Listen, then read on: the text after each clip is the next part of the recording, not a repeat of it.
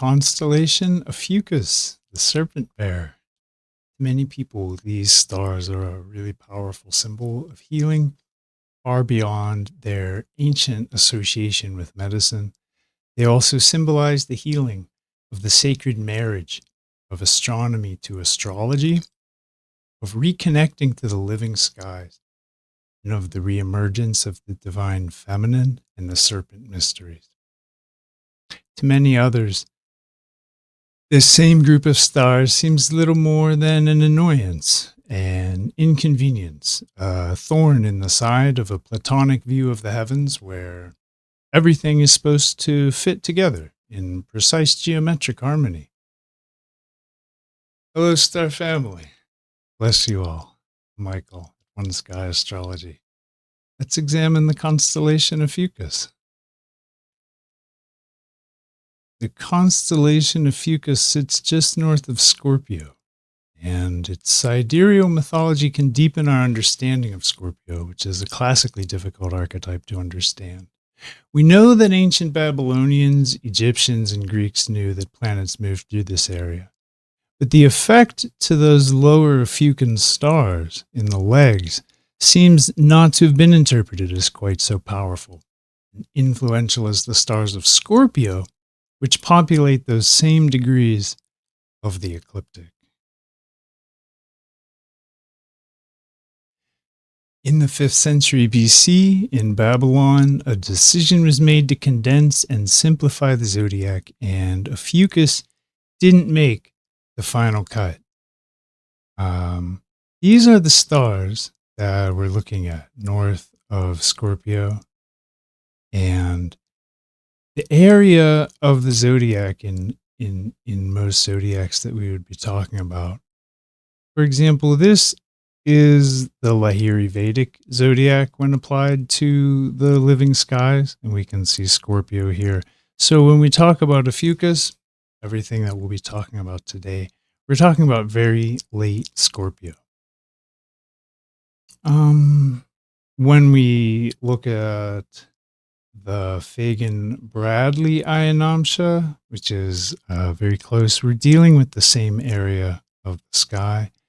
And when we look at the tropical zodiac or mainstream Western zodiac, we're looking at mid to late Sagittarius here.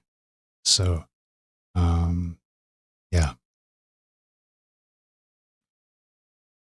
But back to Babylon, fam. Ophiuchus didn't make the cut, and this has caused many people to correlate that to a tradition of violence within modern institutions against the archetypes of the serpent, the feminine, and the chthonic and chaotic in general.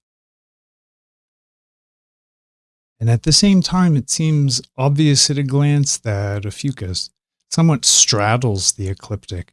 Similar to Orion, the constellation Orion is reaching up with his club into the zodiacal band, but isn't really a zodiacal constellation, right? Even though the moon and other bodies do transit its territory, and even though Orion has been important to our sidereal mythology, he didn't make the final cut either. No matter what your point of view is, I hope this video presents some valuable information to help you understand and expand your awareness of Ophiuchus. So let's look at some of the science around Ophiuchus. Ophiuchus is the largest of the 88 Ptolemaic constellations. It's the only constellation that's visible from both the northern and the southern hemispheres, and it currently straddles the celestial equator. It's a popular target for amateur astronomers and contains a number of bright stars and deep sky objects visible with even a small telescope. Ophiuchus is home to 6 Messier objects, which are deep space objects, most of them clusters, that are particularly intriguing. These Messier objects include the globular clusters M10, M12, M19, M62, M56, and M72, as well as the open cluster IC4665. Alpha Ophiuchus Ras Al Hag is the brightest star in the constellation and the furthest north of the ecliptic. It's a double star and a blue-white giant that's about 100 million years old. And the lifespan of a star depends on its mass. So more massive stars have shorter lifespans because they burn through their fuel more quickly. Our sun, for example, has a lifespan of about 10 billion years. Ras Al Hog, on the other hand, is a more massive star and has a lifespan of only about 100 million years. As Ras Al Hog runs out of fuel, it will eventually exhaust its core, collapse in on itself, and become a white dwarf star. White dwarf stars are much smaller and cooler than their parent stars, and they're also much fainter. So at the distance of Ras Al Hog, almost 50 light years, they're not going to be visible to the naked eye. Ophiuchus sits directly opposite to Orion in the heavens, and we'll look at that in the next section. It's a great segue to the mythology section. So, most of the world today knows these stars as Ophiuchus, symbolizing Asclepius, Greek god of healing and medicinal arts. I made a video covering that mythology, and I encourage you to catch up on it. We're going to go a little deeper in this video, and I don't want to repeat the information that's available there. Asclepius is, again, the Greek god of healing and medicinal arts, and this understanding, our current modern understanding of Ophiuchus as Asclepius, was sealed by Ptolemy in the 2nd century, Common Era, and that understanding was only about 600 years old at that time. It was still not ancient. Aratus's phenomena in the 4th century is the first time that Ophiuchus Asclepius appears in a seminal work, and in fairness to history, phenomena was Aratus's attempt to recreate a lost seminal work that by the 4th century BC was already out of print. It was the end of the Archaic period and the beginning of the Classical period in Greece. So the history is unclear, and the origins of Ophiuchus are a little shrouded in antiquity. But we do know that in that poem, Phenomena was a poem, that Aratus depicted Ophiuchus Asclepius as to trample Scorpius. And this was the action of Ophiuchus. This was the relation to Scorpius. So from the very foundations of its modern sidereal mythology, we know that it was understood in a context of a relationship to Scorpio. This is very important. Before the emergence of the serpent bearer as Asclepius, the oral traditions and early writings of the Archaic period associated these stars with a completely different mythology. Apollo, bearing the serpent of Delphi, was what was understood to be depicted, but it was the same human figure carrying a serpent. Delphi was understood to be guarded by an enormous dragon or chthonic serpent, an underground guardian named Python. And the high priestess at the Temple of Delphi was an oracle called Pythia, the Pythoness. And so there was this strong association between the serpent and Apollo. And when we go back before Asclepius into the records of the association with this constellation, or very early on, again around 800 to 1200 BCE, Delphi was a temple of Apollo, and Delphi shares the same root with the Greek word for womb, Delphis. And Python was less an ordinary snake and more a force of nature, a kind of power represented as a dragon who lived at the heart of the planet. And I want to note that the priestess Pythia, the Delphic oracle, was one of the most powerful and exalted women of the ancient world. So later we seem to have the Romans placing Asclepius in the sky and supplanting this imagery. And that's sort of similar to their building a church on an old stone circle, supplanting an earlier sidereal or mythical or magical or spiritual or it goes on and on, that list. But supplanting it, replacing it, suppressing it, and they did that with the mystery of Asclepius. Now, when it comes to Ophiuchus, serpents did appear to him in visions and give him healing information. There's a total association with the kind of medicine, serpent mysteries, not just the snake as a symbol of some of the things that's, like rejuvenation with the skin shedding or being low to the ground, earthy, like know everything about Asclepius, just similar to everything about the mysteries of Delphi. Encompasses the mystical, visionary, healing mysteries of the serpent. And this is important. This is important. But if we go back further than ancient Greece and the Python of Delphi, what do we find? Well, the Greeks inherited most of their astrological knowledge from the Babylonians, more or less directly. And when we look at the Babylonian, we have Gavin White. He authored Babylonian Star Lore, and he says that this constellation was known as the Sitting Gods. And he says that the serpent-bodied men known as the Sitting and Standing Gods represent the ancestors of Enlil, the ultimate leader of the whole Babylonian pantheon. They dwell in the sacred mound, which is at once a burial mound and an image of the primeval earth. As such, the serpent-bodied gods represent the dual powers of the earth as an abode of the dead and as the source of all earthly fertility. It's not a huge stretch of the imagination from this chthonic death rebirth. Serpentine symbology, circa 3000 to 2000 BCE, that we see here, to the symbology of classical Greece, millennia later. I also need to correct an idea that I promoted in my first video on Ophiuchus, that Scorpion was Gir Tab in Babylonian, which meant the cutter, and that these stars were symbolized by an eagle or a raptor.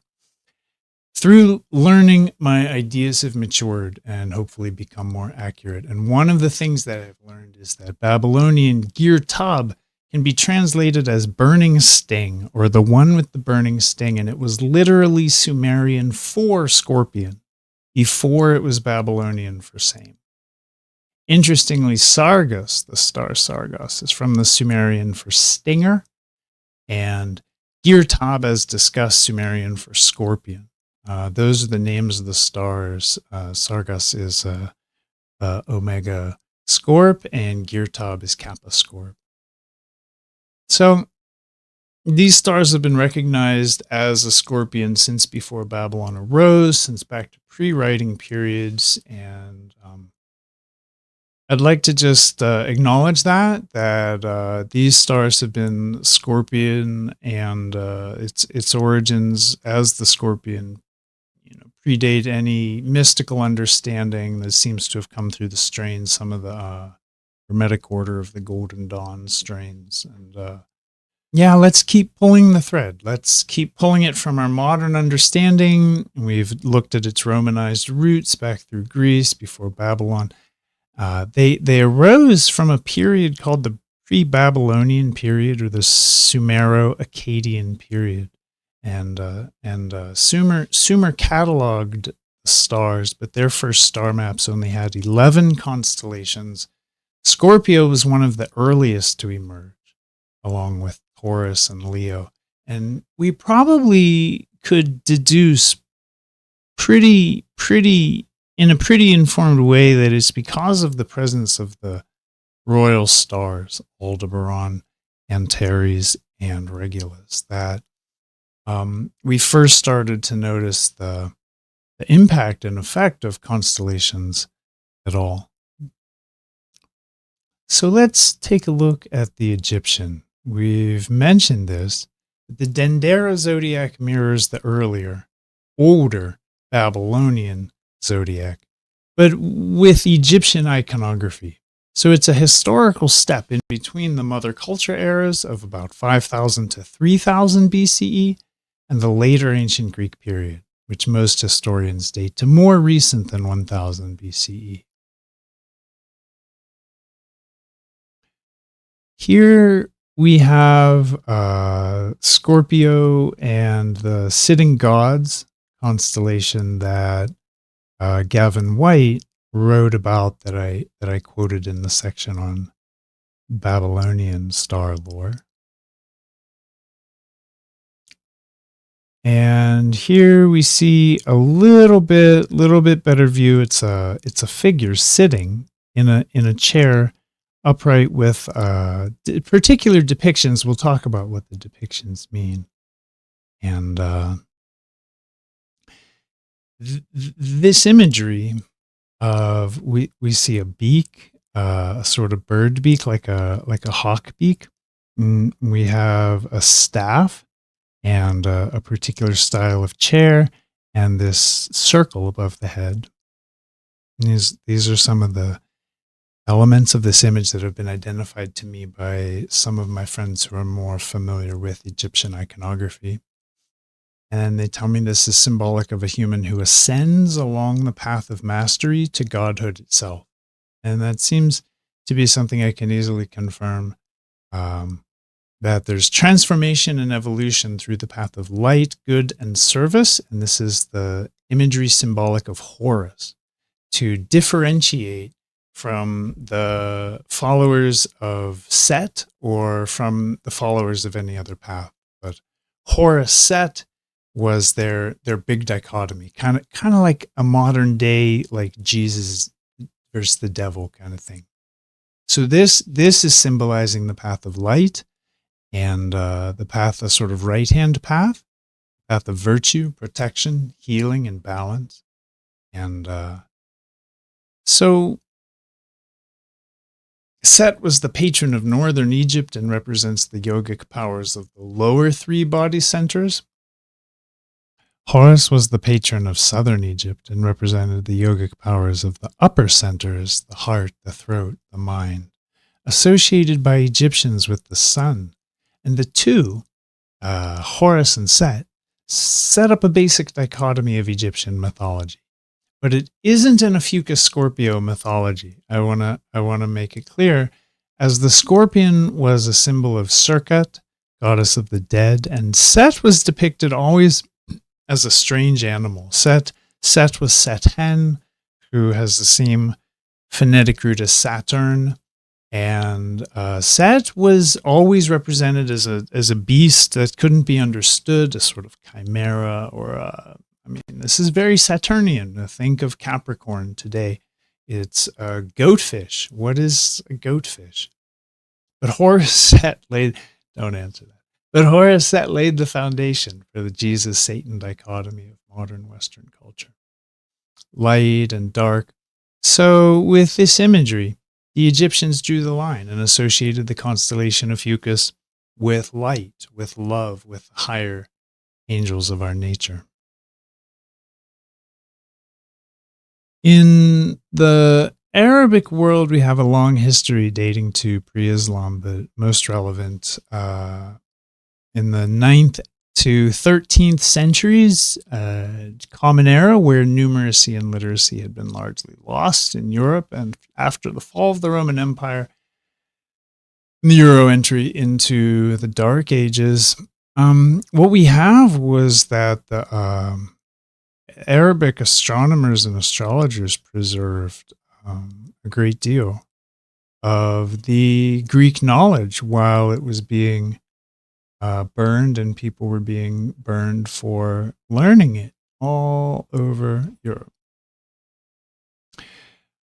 And in Arabic, this constellation had several designations, but was mostly called the snake charmer. It's a complex archetype, and we don't know a lot of facts about the snake charmer. You see it here represented as Ophiuchus, but again, this is the Ptolemaic constellation. So this, even though it's an Arabic star map, it was the Greek constellation.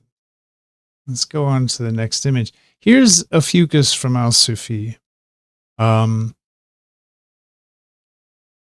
Arabic, this was called the snake charmer, and there's some interesting little known facts about snake charming I want to bring up.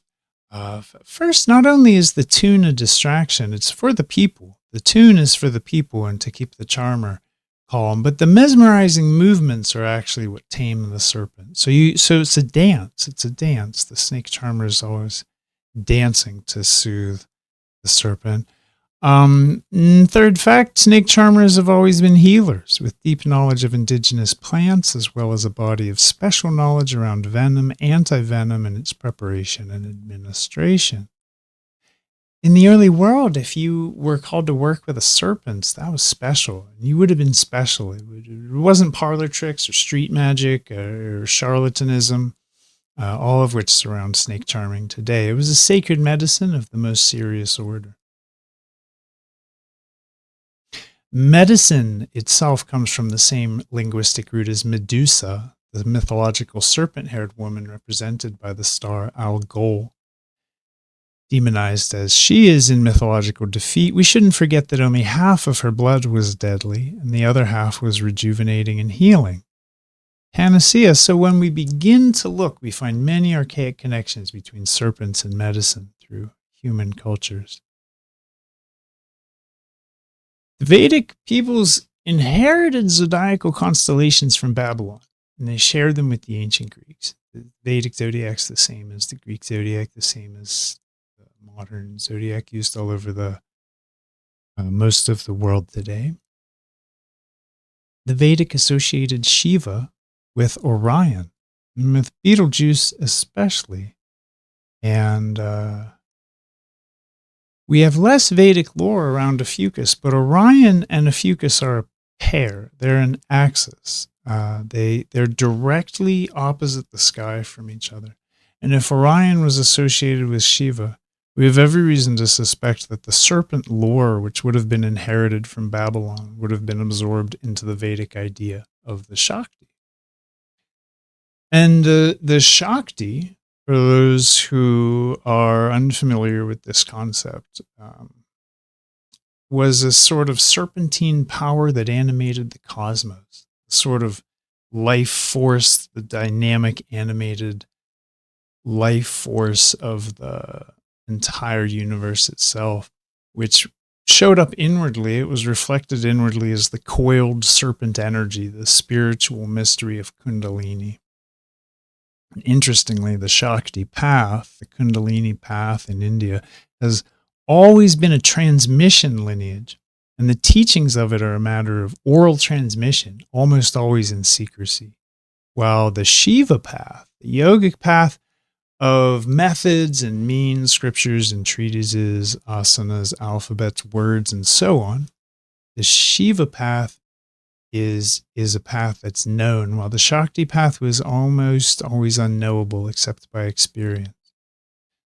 But if you want to find out about the Shakti and the mysteries of Kundalini, you're in the territory of historically secret and occulted knowledge. And it's not easily available on the internet, so we only find hints and clues like this passage from constellationsofwords.com, a great site about star knowledge. We find the snake serpents that Ophiuchus, the snake handler, holds, and the symbol of the rod of Asclepius may have something to do with the Kundalini. The cultivation and management of this life force has been the aim of the physician, priests, witch doctors, and shamans, and in many cultures who use drumming, trance, chanting, hallucinogenics to facilitate intuitive diagnostics and cures. If you have information or ideas about Constellation Ophiuchus in Vedic astronomy, astrology, mythology, or whatever, drop a comment. We're all still learning, and I'm on a journey here too, friends, so thank you. I want to turn my attention now to the First American nations, and in First Nations or Indigenous American star lore, these stars have different meanings to different nations. To the Cree Nation, one of the largest and most important Indigenous groups of Canada, they represented the Thunderbird. It's very important. The Thunderbird was the firstborn spirit and is quite important in Cree mythology and story. But Thunderbird's connection to serpents seems quite non-existent. They actually seem to have eaten serpents in the stories. So to the Cree, Ras Al Hug was the head of the Thunderbird, and serpens was its wings. Scorpio was making up its tail. And this is distinctly non-serpentine. So, likewise to the Diné nation of the American Southwest, who most outsiders call Navajo, although that's a colonizer word, they prefer Diné. It was the first big one, Atse Etso, and the wisdom was the wisdom of experience and elderhood. So sort of like withered, gnarled, and yet strengthened, wizened wisdom in Atse Etso. This archetype was important. Here you can see that he holds a cane and a basket of seeds. So it represents the wisdom and knowledge that come with old age. In Hopi culture, these stars depicted the snake mother. And in Zuni culture, the constellation is associated with a serpent or snake and is seen as an important symbol of healing and transformation. The serpent is also associated with water and rain in these cultures. So we do have some association with the serpent mysteries when you look into the First Nations and indigenous star lore, and you do have some deviation from that. Elsewhere in the world's star lore, looking through the catalogs of people who made maps, we have Norse star lore, we have Viking star lore, and Ophiuchus as the Hall. This is Bjorn Johnson's star map, and it's a star map that was used by Norse pirates. And in the Norse mysteries, Scorpius was understood as two groups of stars. The tail was Vergelmir, the well, sacred well, the source of all waters in the worlds, all the worlds, and it was inhabited by countless serpents, including the monster Nidhogger. Now, Nidhogger was a malicious dragon who gnawed Yggdrasil, the world tree. And Yggdrasil, the world tree, is a metaphor for the outer worlds and for the inner worlds. And all the mythological creatures who interact with it or call it home are metaphors for processes along our inner journey toward wholeness. You could say spiritual processes. The Norse people had rich spiritual traditions too. These weren't just raiders and pirates. But anyway, Nidhogger is a difficult, but it's an important power, and it antagonizes and catalyzes spiritual growth. It's an association that many cultures have mapped to Scorpio. But when Nidhogger gnaws and antagonizes the world tree, this is very much associating this set of stars with our shadow processes and our shadow aspect of our psyche. And I want to clarify the image labeling. The Milky Way here is labeled the ash of Yggdrasil, and it's not that Yggdrasil, the world tree, was burned and then the ashes were spread in the sky in the myths. No, it was that Yggdrasil was an ash. That was the kind of tree that it is, and it is an ash tree like other trees might be a yew or a pine or a maple. Okay, but Ophiuchus itself in Viking star lore is the hall. So here, back to the question at hand, back to Ophiuchus. It's the great hall of the afterlife. And the hall as in Valhalla, or the feast hall of the valorous, those slain in battle as per the Viking way. So another crystal clear association with death and the underworld here, similar to the burial mound of the sitting Babylonian gods. And its chthonic associations. All right, friends. Now I want to touch on some of the astrology of Ophiuchus. I want to look at some of the studies of classic Ophiuchus people And one of the first things I want to say about this is within the world of astrology, you'll see the different zodiacs, people who use different zodiacs, people who use different systems, they'll plot Ophiuchus very differently. We looked at some of the ways that this area of the sky matched up to the zodiacs or the Ionamshas that people used earlier in the video. And I want to say that even within constellational astrology, you'll see some people read it in a way concordant with the International Astronomical Union boundaries. And we can take a look at that now. So here we see the ecliptic as Virgo, Libra, Scorpio, Ophiuchus, Sagittarius, Capricorn. And when we take a look at the constellational boundaries, which I just put onto the screen in red, you may have to really, get in there to see them, but you can see that the constellational boundaries that astronomers use, not necessarily for astrology, but the constellational boundaries that astronomers use give a very generous portion of the zodiac to Ophiuchus and give Scorpius a bit of a slice. And there are reasons that people prefer to read it that way, but some, like me, prefer to consider Ophiuchus and Scorpio as a little more evenly balanced when we look at the orbit of a body. This is the orbit of Ceres, just to take an example randomly. We can see that it's actually not moving through the stars of Scorpio. And this is not the only instance of that. You'll see this video. So this series moves almost from Libra up through the territory of Ophiuchus, and it doesn't mean that Scorpio isn't going to be important to it. It doesn't mean that the stars of Scorpio aren't going to have their scorpionic influence. But what it does mean is that there are various different ways to read it. And some read it as its own distinct sign and give it much more importance than Scorpio in a zodiac. Others, like myself, consider it primarily in the context of Scorpio and its processes, but also secondarily as its own unique and distinct set of stars with their own energy. Very independent, interrelated, in my estimation, with Scorpio.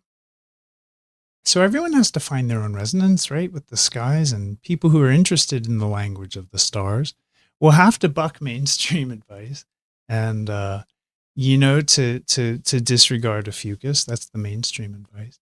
So different people may be drawn to different zodiacs. Everyone sort of has to follow their own thread through this labyrinth in a way. And I respect everyone, so I'm not trying to define for anyone the right way to do it.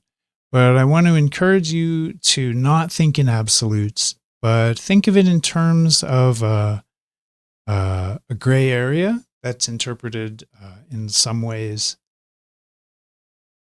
in one way by some people and in another way by others. Today, we have a recent Pluto in Scorpio generation, and these are people whose Scorpio was really far north of the ecliptic. Here we see Pluto circa 1991, and I want to animate the journey of Pluto through Scorpio, and you'll see that it stays far north of the ecliptic, never really, even here in 97, 98, as it's moving through Scorpio, making contact almost with Sabik here, and never making contact with the stars of Scorpio. So there's an argument here. There's an argument to be made for the relevance and opportunity of a great case study. These people these Ophiuchus people are going to be particularly Ophiucan. I'm going to go through some charts of some notable, famous examples of powerful placements in Ophiuchus. And I like stars, so I'm really going to favor charts that feature the stars of Ophiuchus, Alpha Ophiuchus Rosselhog especially. A star that I feel sums and encapsulates Ophiuchus's energy most vividly. And away we go. So Britney Spears has a Neptune and Black Moon Lilith, very close, 4 minutes conjunction, right on shallow Rosselhog axis. And this is, when you see Rosselhog, the head of the snake charmer, and you see Neptune, Neptune's associated with the arts, with entertainment, with drama. And you can say that this is, with Black Moon Lilith, like a real sex symbol vibe, a real artist, entertainer. Black Moon Lilith brings in the sex symbol, the sort of like edgy, risque element. And, that seems to be something that Ophiuchus is very comfortable with. You'll notice a sun on Antares at 8 degrees into Scorpio, and that's a degree that some people give to Ophiuchus. In this zodiac, it reads as Scorpio, and when it's on Antares, I feel that there's good reason to respect the scorpionic influence of this degree and the surrounding degrees. But again, these are degrees of the zodiac that other people, professionals I greatly respect, will give to Ophiuchus. So you may see that. You may see people talking about Britney Spears as if she's in Ophiuchus sun. It's fine with me. Her sun's on Antares. Next, we have Billie Eilish. Billie Eilish is an American singer and songwriter who in 2017, at the age of 15, released her debut extended play titled Don't Smile at Me. Very Ophiucan. Commercially successful, it reached the top 15 of record charts in numerous countries, including the US, UK, Canada, and Australia.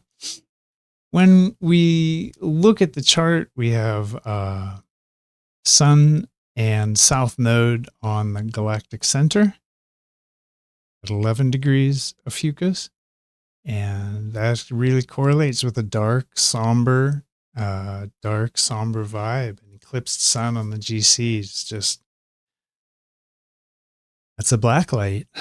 Venus on Rosselhog, definitely a mark of dark beauty, maybe artistic insight. And you have Pluto in Ophiuchus too, right at the 0 degree, right on the cusp of this zodiac Scorpio. And I wanna make a note again that Pluto is when we go back in Billie Eilish's chart, that Pluto is well north. So it looks like it might be on the cusp. It's strongly favoring those Ophiucan vibes there. So let's move on to Christina Aguilera. We have a theme here. It's true. Not everybody will match this theme, but we do have an artistic theme, a creative theme.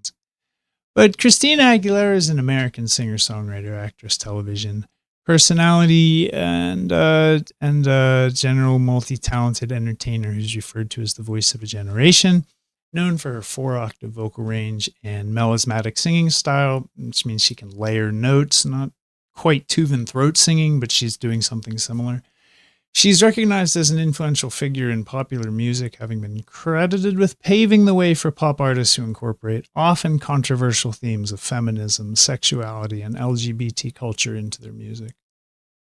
So we do have Sun conjunct the galactic center.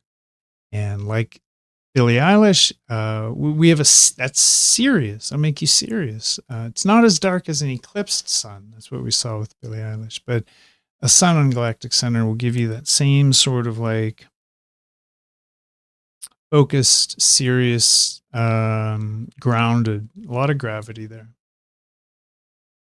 We see Neptune and Mercury within the orb of the star Rasahag. And again, we have Neptune associated with drama, entertainment, the arts, inspiration, artistic vision, and then Mercury, how we think, how we communicate. And this is, making the stars of Ophiuchus, especially Rasahag, a really primary influence in Christina Aguilera's life. Moving on, we have Aaron Carter. Aaron Carter was an American singer and rapper. He came to fame as a teen pop singer in the late 90s, establishing himself as a star among preteen and teenage audiences during the first years of the 21st century with 4 studio albums. And at the time of his death in 2022, he had a large tattoo of Medusa on his face. He is an Ophiuchus rising with a Saturn and Uranus placement on Uranus on the galactic center, Saturn on Rasahag, Sun and Ophiuchus both rising. And let's move on, friends, to another famous Ophiuchus person. Donald John Trump is an American politician, media personality, and businessman who served as the 45th president of the United States. We see an eclipsed moon right on Rasahag. And like Billie Eilish's eclipsed sun, we have sort of a south node quality of the south node takes and it eclipses, and the moon is representing ego. So regardless of how you feel about former President Trump, the narcissism and grandiosity and egoic displays are all very likely to be coming out of a terrible insecurity, a total lack of self-worth, and an experienced sense of a sort of egoic poverty. And it's interesting. It's interesting. I'm not trying to encourage anyone to be unduly compassionate toward the president. I understand these feelings are very, very charged, but nonetheless, we see it exhibited. We see also with a moon on Rasahag that kind of charisma, that kind of cult leader ability to charm the snakes, All right, I've said too much. Let's go. Next up is Bill Hicks. William Melvin Hicks was an American stand-up comedian, my personal favorite, rest in power, social critic, satirist, and musician. His material, encompassing a wide range of social issues, including religion, politics, and philosophy, was controversial, often steeped in dark comedy. It was. He had a lot going on in Ophiuchus. He had a neat stellium right here on Rasahag that involved the Sun, Mercury, and Mars. And when you get Mercury and Mars in close contact, you have quick wit. You have acerbic, kind of a real aggressive verbosity. All of this Sun and Mercury and Mars very close together. So you can literally think of Mars and Mercury as combust in Ophiuchus on Rasahag in Bill Hicks's chart. And if you've never listened to the comedy of Bill Hicks, do yourself a favor and look this guy up on YouTube. Just listen to something. You'll probably be offended. You'll probably thank me anyway. This is a man with something to say, something serious to say. It's a very serious message. All right, friends, onward to the next chart. We have famously deaf in later life, lacking his hearing. Ludwig van Beethoven was a German composer and a pianist. Beethoven remains one of the most admired composers in the history of Western music. His works rank among the most performed of all the classical music repertoire. He had a Sun, Moon, Mercury in Ophiuchus. all very close to the galactic center except Moon, which was out near the border of Scorpio. I don't think there's a tremendous amount to say about that, except that we do see this Mercury on Rosselhog in Beethoven, and we see Mercury on Rosselhog in Christina Aguilera with her 4-octave range and ability to produce and bend notes with her organic vocal apparatus that and it's just most people can't. You know, she's very gifted, and I'm just noticing Mercury on Rosselhog there. One last chart, friends, to complete the theme that should be a little obvious by now. Wolfgang Amadeus Mozart was another prolific and influential composer. Despite his short life, his rapid pace of composition resulted in more than 800 works of virtually every genre of his time. And many of those compositions are acknowledged as pinnacles of their respective genres. Mozart is widely recognized as among the greatest composers in the history of Western music. He had a Moon Pluto Eris conjunction. Again, that's Moon, Pluto, and Eris, all within 1 degree. And that with White Moon Priapus. That's just going to give you a deep, dark, strange, and inspired mind. So all of these people are somewhat famous, and I'm not correlating Ophiuchus with fame. There are a lot of other chart factors that have to be in place. I just wanted to kind of pull out some of the big stelliums, some of the sun moon stuff, some of the big activated Ophiuchus in those people that might be very commonly recognizable. So there you have it, folks. Do hope that this has been a very interesting dive into these good waters of Ophiuchus. Please like, please comment, please subscribe. Do YouTube things. It helps the channel, so you can support me with a little click. I want to invite everybody who's watching to look up a group on Facebook called Radical Astrology, where practitioners of Sidereal Astrology hang out. And I want to say thank you and bless you all. I'll see you next time, next video.